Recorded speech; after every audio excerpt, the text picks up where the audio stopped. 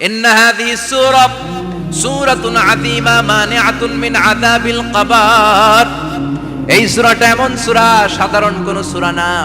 এই সূরাতুল মুলক যে রাত্রে বেলায় তেলাওয়াত করবে তার কবরের আযাব থেকে তারে বাঁচিয়ে দিবে কে? নাম্বার 1 ফাজিলাত, স্ট্যাটাস মনে থাকবে তো। 2 নাম্বার স্ট্যাটাস শাফাআত লি সাহিবিহা। এই সূরাটা, এই সূরার তেলাওয়াতকারীর জন্য কিয়ামতের দিন সুপারিশ করবে। কোরআন সুপারিশ করবে, চারটেখানি কথা না।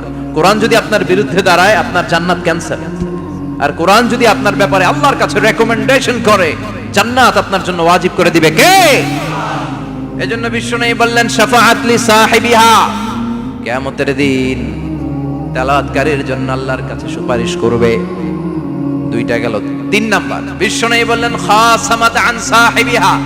এই সূরাটা কিয়ামতের দিন এই সূরার তেলাওয়াতকারীর পক্ষ নিয়ে আল্লাহর সাথে ঝগড়া করা শুরু করে দিবে।